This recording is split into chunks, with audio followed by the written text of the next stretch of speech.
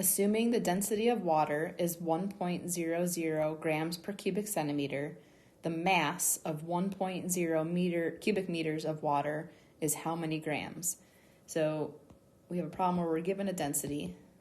The density is 1.00 grams per cubic centimeter, and we're given a volume, which is 1.0 cubic meters, and we're asked for the mass in grams. All right, so the first thing we need the density equation. We know that density is equal to mass divided by volume. In this case, mass is what we're looking for, so we need to rearrange this equation. If I multiply both sides times volume, I would get mass equals volume times density. So this is the equation that I need to use to solve this. But I also need to notice that I have density in grams per cubic centimeter and volume in cubic meters.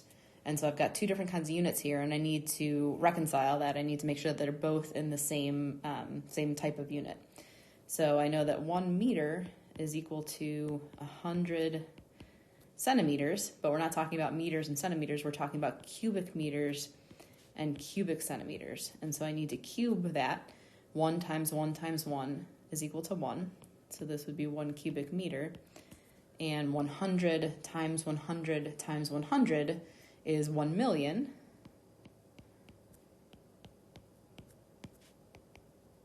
Which is the same thing as 1 times 10 to the 6. All right, so I'm going to use a volume that is in cubic centimeters instead of cubic meters. So here I have mass equals my volume, which is 1 times 10 to the 6th cubic centimeters. And actually this would be 1.0. Let's do that. We want to keep our sig figs the same. So my original question had 2 sig figs right here, 1.0 cubic meters. So I have 1.0 times 10 to the 6 cubic centimeters times my density, which is 1.00 grams per cubic centimeter. So here I have cubic centimeters on the top of a fraction, cubic centimeters on the bottom. That cancels out. That tells me that the units of my math equation here are going to turn out to be grams.